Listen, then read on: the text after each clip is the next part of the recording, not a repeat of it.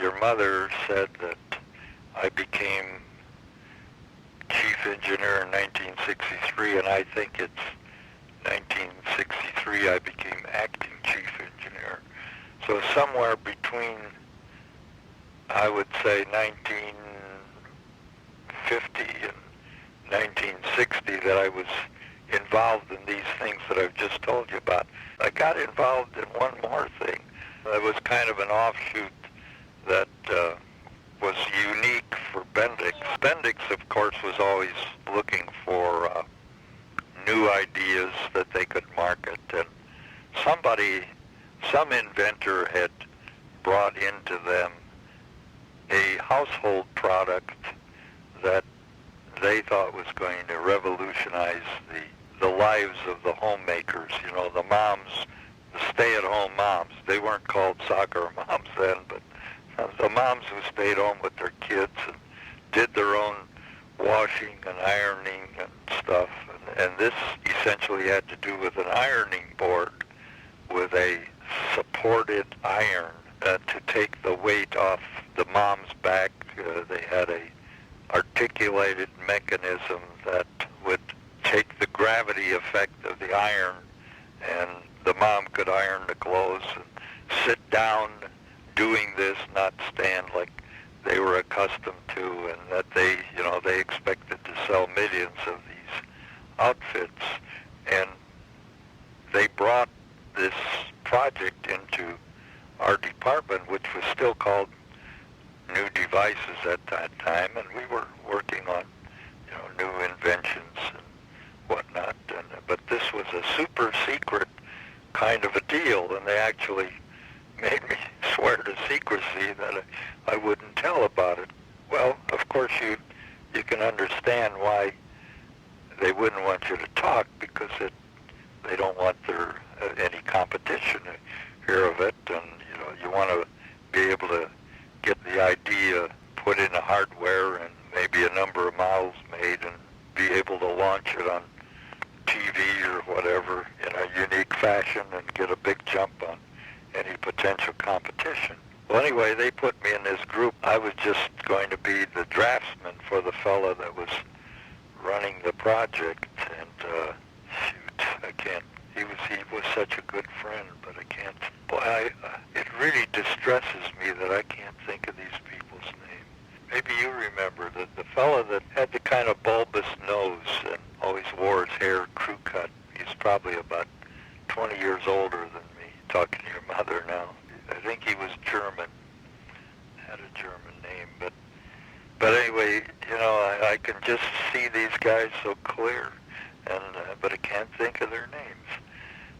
This is a true indication of Alzheimer's coming on, I guess. This guy was the project engineer and was given the responsibility for bringing this project to a close, and successfully, for that matter. But anyway, he started out with the concept, and he had to come up with a method for holding the weight of the iron so that the irons, which at that time weren't like they are today. Today they rely on aluminum and steam heat. They're not very heavy. They may only weigh 1.5 pounds or so.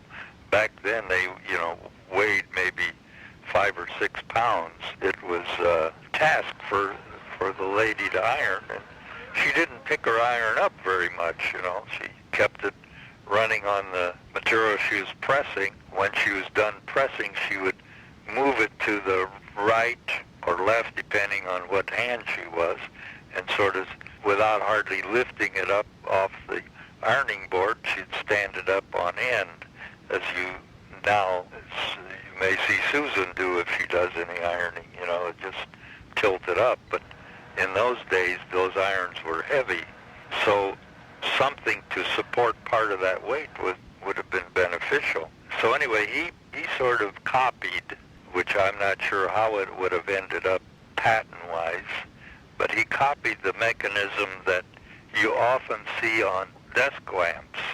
It's kind of an articulated arm, comes off the desk, and there's a joint, and then it has a couple of rods that holds the lamp up, and you push it up, and it push your lamp up and it stays there, or push it down, and it's sort of a balanced affair done with weights and springs. You know, they're not large, but he had a heavier mechanism to carry the iron, and the iron was hooked to this, and when you were done ironing, you just lift the iron, it would stay up in the air while you moved your fabric to get a new cut at it. Well, anyway, you know, they were gaily going around designing all of this, you know, on the plan form, and I was doing the detailed drawings so they could build the model, and kind of awed by all of these big shots coming in from, you know, Wall Street and, you know, all over the country that were interested in this, and nobody allowed to talk about it. You couldn't get into that room. It was always locked. And my friend, the designer, had the, you know, one of the few keys, and no one was allowed to come in and clean the room or anything like that. You know, we put out our own garbage and made sure all the paper was shredded. But anyway, thinking about this, and I start finally realizing what's coming off here, and so I become more observant. I start watching my mother, who I was living with at the time, how she ironed. I start asking her questions. Of course, I didn't tell her what was going on, but I just asked her questions about this and that.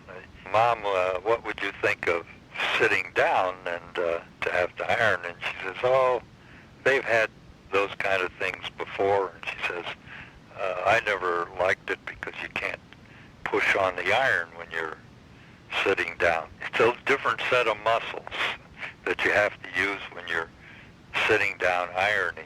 So this stuck in my head, because the fact that they could lift up the iron with this balancing arm didn't change that fact that it was a different set of muscles that you used. And I started practicing myself, taking an iron and, you know, lifting it off, lifting it up, and then pressing down. And, you know, you get a pain in your shoulder pretty quick. Whereas if you're standing up, you've got sort of a lock joint pressure with between your shoulder and elbow and wrist. So anyway, one day they had built a demonstrable model, and you know, they had a big showing of all the big shots from Bendix and Wall Street and whoever was, you know, funding it, the project. And we're in the room, and everybody's talking about how beautiful it looks and all this. And, you know, they're wondering, you know, when they can get it shown. And here, this little pipsqueak engineer draftsman back there says, you know, I said, I wonder about how this is going to go over, because I said, you're using a different set of muscles. And I said, you know, I talked to my mom about how she irons without revealing the thing, and she said she just would never buy anything where she had to sit down and push down like that, because she's tried it, you know, quit it. And boy, there was a big hush came over the room, and glares at me, but you know, that killed the project right there. I mean, it didn't right at that instant. Right. Oh my. I don't know that I was, you know, you couldn't be too subtle about it. You know, you just had to sort of say, you know, I don't know that I brought my mother into it, but I said, you know, I just wonder about this, because I said, when you're standing up, you know, you've got the ability to press directly. And I said, when you're sitting down, you got to use your shoulder so much, you know, and I think your arm gets tired, even with the reducing the weight. I mean, lifting the iron up was okay, but it's the pressing down that you have to do when you're ironing. And that, I'm not even sure that was before steam in iron, which would have made it easier. Clothes were usually moist and damp, you know, to permit the wrinkles being ironed out permanently. And it was, I don't know that they, you know, how they, it just changed the atmosphere in the room almost instantly. And I don't know that anyone had friend, the project engineer, later, he says, "How come you said that?